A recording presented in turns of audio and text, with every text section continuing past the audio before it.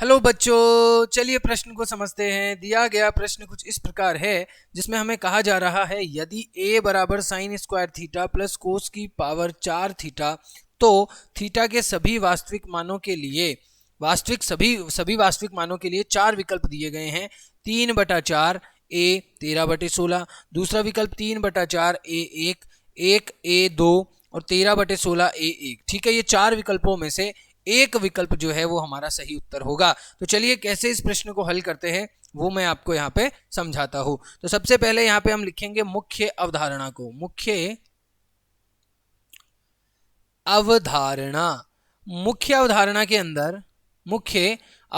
अंदर हमें दिया हुआ है उससे पहले हम मुख्य अवधारणा के अंदर जिन सूत्रों का उपयोग करेंगे उन सूत्रों को लिखेंगे। तो यहाँ पर एक महत्वपूर्ण सूत्र है जिसका उपयोग हम इस प्रश्न में करने वाले हैं, वो ये है कि 4 साइन स्क्वायर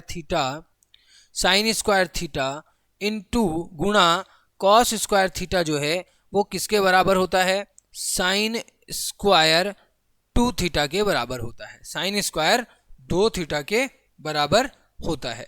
तो चलिए इस प्रश्न को अपन हल करते हैं इस सूत्र की सहायता से। तो सबसे पहले जो प्रश्न में हमें दिया हुआ है, क्या दिया हुआ है? a बराबर sign square theta plus cos की पावर 4 थीटा हमें प्रश्न में दिया हुआ है। अब देखिए इस प्रश्न को हल करने के लिए यदि मैं a बराबर साइन स्क्वायर थीटा गुणा में एक तो सबके रहता है, तो एक के स्थान पर sign square theta plus cos square theta रख दूं, क्योंकि जो सर्वसमीका होती है sign square theta plus cos square theta बराबर 1। ठीक है, तो उसके अनुसार मैंने लिखा प्लस कोस की घात 4 थीटा। ठीक है, अब इसको आगे हल करते हैं। अब इसको आगे हल करेंगे तो a बराबर साइन की घात 4 theta plus sine square theta गुणा cos square theta plus cos की घात 4 थीटा। ठीक है जी, अब इसको हल करते हैं तो हम यहाँ पे पाएंगे a बराबर sign square theta plus cos square theta का होल स्क्वायर। कैसे हुआ? यदि मैं इसके अंदर साइन स्क्वायर थीटा गुणा कॉस स्क्वायर थीटा जोड़ दूं और sign square theta cos square theta घटा दूं तो मेरे पास में a प्लस बी का जो वर्ग होता है वो सूत्र यहाँ पर उसकी सहायता से हम sign square theta plus cos square theta को लिख सकते हैं। माइनस क्या होगा? साइन स्क्वायर थीटा गुणा कॉस स्क्वायर थीटा। ठीक है, अब इसको आगे और हल करते हैं। हम a बराबर लिखेंगे साइन स्क्वायर थीटा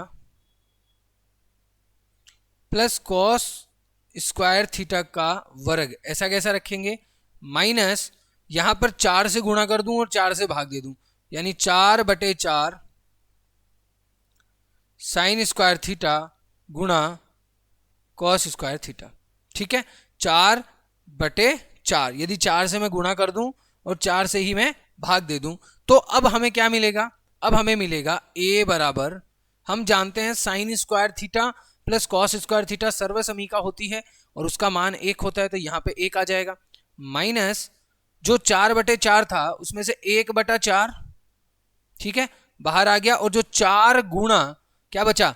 4 गुणा साइन स्क्वायर थीटा गुणा कॉस स्क्वायर थीटा, ऐसा लिख सकते हैं। ठीक है, अब मैंने आपको मुख्य अवधारणा में एक सूत्र लिखवाया था कि a बराबर 1 माइनस 1/4 और इसके स्थान पर क्या आ जाएगा?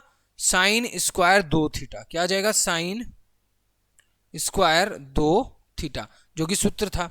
अब हम जानते हैं क्या जानते हैं? हम जानते हैं कि 0 साइन स्क्वायर थीटा और 1 यानी 1, तो 0 यहां पे आ जाएगा और साइन स्क्वायर 2 थीटा के लिए हम करेंगे तो a 0 और 1 के बीच में साइन थीटा का मान है। ठीक है, तो a बराबर 1 यानी कम से कम a बराबर 1 होगा। कब? जब a का जो मान होगा वो 1 से छोटा होगा, या a जो है वो 1 से बड़ा या 1/4 कह सकते हैं।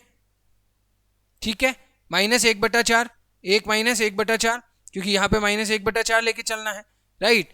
तो यहाँ पर जो बनेगा, या फिर a जो है वो कितना आ जाएगा, देखिए a 1 - 1/4 करेंगे तो कितना आएगा, a 3/4 से बड़ा आएगा, ठीक है। अर्थात हम कह सकते हैं कि 3/4 से बड़ा या उसके बराबर a का मान होगा और 1 से छोटा या 1 के बराबर। तो ये हमारा क्या हो गया, इस प्रश्न का उत्तर हो गया।